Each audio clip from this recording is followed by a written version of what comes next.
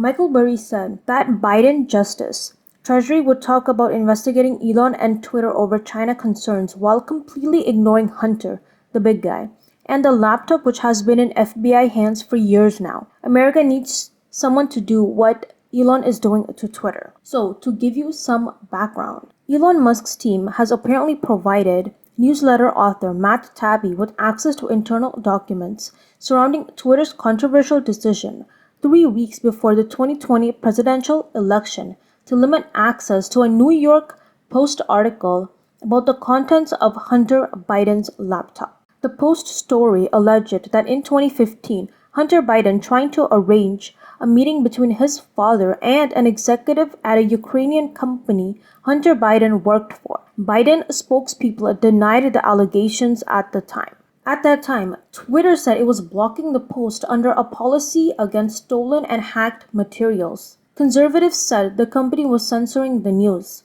Within 2 days, CEO Jack Dorsey reversed the decision and apologized. So let's go to more detail about this Post story. Hunter Biden introduced his father to a top executive at a Ukrainian energy firm called Burisma. Less than a year before Joe Biden pressured government officials in Ukraine into firing a prosecutor who was investigating the company. Burisma Holdings Limited is a holding company for a group of energy exploration and production companies. Burisma Holdings has operated in the Ukrainian natural gas market since 2002. It is one of the largest private natural producers in Ukraine. Vadim Podorsky, an advisor to the board of Burisma, allegedly sent Hunter Biden an email on April 17, 2015, saying, "Dear Hunter, thank you for inviting me to DC and giving an opportunity to meet with your father and spend some time together. It's really an honor and pleasure." An earlier email from May 2014 also shows Podorsky asking Hunter for advice on how would you use your influence on the company's behalf. Now, this actually goes against what Joe Biden's correspondents claim, that he has never spoken to his son about his overseas business dealings. Moreover, less than 8 months after Podorsky thanked Hunter Biden for the introduction to his dad, the then vice president admittedly pressured the Ukrainian president and prime minister into getting rid of Prosecutor General Viktor Shokin by threatening to withhold a $1 billion loan guarantee during a December 2015 trip to Kyiv. "I looked at them and said, I'm leaving in 6 hours.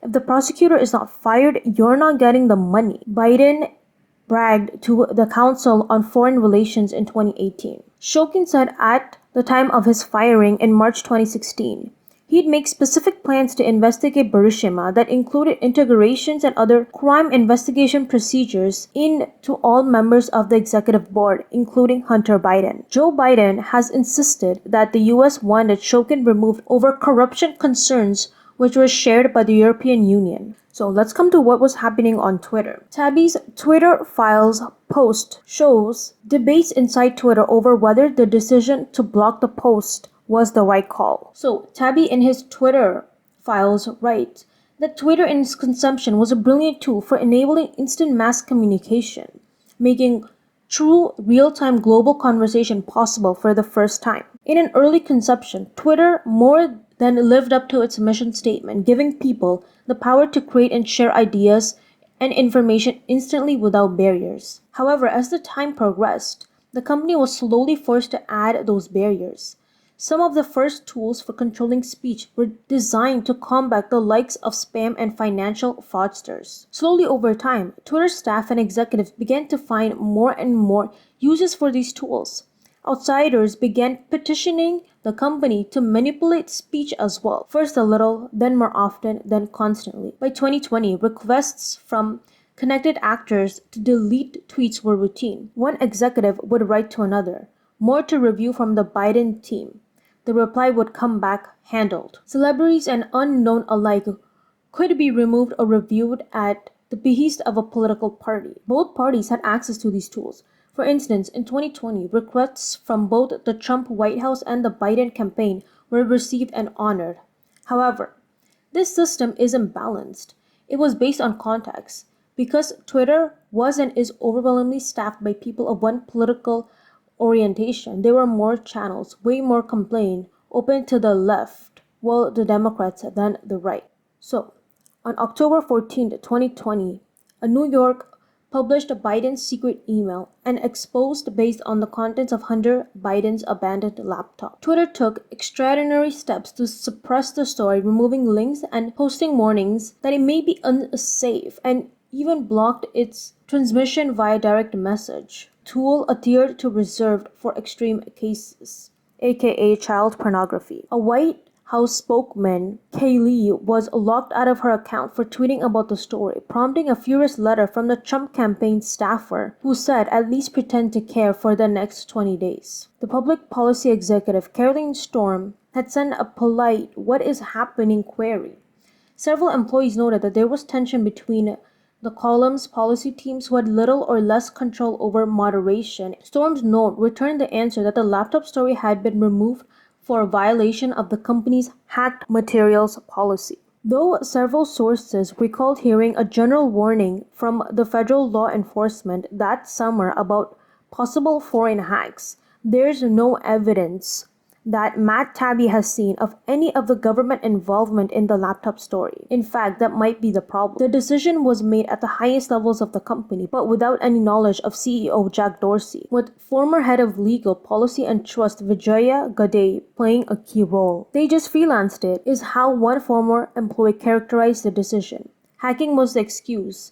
But within a few hours, pretty much everyone realized that wasn't going to hold. But no one had the guts to reverse it." You can see the confusion in the following lengthy exchange, including Gadde and the former trust safety chief, Yoel. Columns official Trenton writes, "I'm struggling to understand the policy basis for making this as unsafe." By this point, everybody knew that, everybody just messed up. Former VP of the Global Comms, Brandon, asks, "Can we truthfully claim this was part of the policy?" To which the former Deputy General Jim Baker says, "Stay the non-course because caution is warned." A fundamental problem with tech companies and content moderation: many people in charge of speech know or care little about speech and have been told by the basics by outsiders. Democratic Congressman Ro Khanna reaches to Gadde by gently suggests she hop on a phone to talk about backlash RAA speech. Khanna was the only Democratic official who expressed concerns. Gadde quickly replies, dividing into the weeds of Twitter policy, unaware that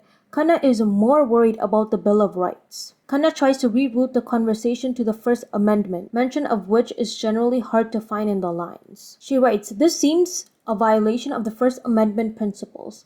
If there is a hack of classified information or other information that could expose a serious war crime and the New York Post was to publish it, I think the New York Post would have that right. A journalist should not be held accountable for illegal actions of the source unless they actively aided to the hack. So to restrict the distribution of that material, especially regarding a presidential candidate, seems not in the keeping of the principles of New York Times versus Sullivan. I say this as a total Biden partisan and convinced he didn't do anything wrong. But the story has now become more about censorship than relatively inconspicuous email, and it's become a bigger deal than it would have been. It is now leading to serious efforts to curtail Section 230, many of which have been a mistake. I believe Twitter itself should curtail what it recommends or puts in its trending news and your policy against. But in the heat of a presidential campaign, restricting dissemination of news articles, even if a New York Post is far right, seems like it will invite more backlash than it will good. Within 2 days, CEO Jack Dorsey reversed the decision and apologized. Twitter files shows that Twitter had operated with bias and there was no smoking gun evidence of a partisan conspiracy to censor. Elon Musk tweeted, "Twitter acting by itself to suppress free speech is not a First Amendment violation, but acting under orders from the government to suppress free speech with no judicial review is." And honestly, Elon is doing God's work, where the release of these documents has produced a level of exposures rarely seen in Washington, where such matters are simply just handled. The political and media establishments generally are unstoppable forces, but they may have met with their first unmovable object in Musk. So I hope you liked this video and got some insights out of it. This has been a crazy story. Usually I watch a lot of political dramas and a lot of it, quote unquote, is handled. A lot of what's happening the public doesn't even know about.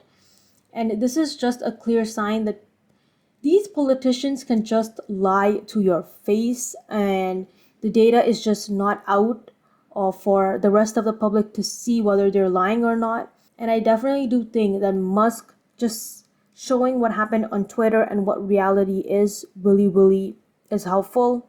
And like Michael Burry said, FBI has had this data in their hands for years now, and literally nothing has been done about it. Literally nothing. And just for the average person on Twitter to see what's happening, and more of this information will be revealed.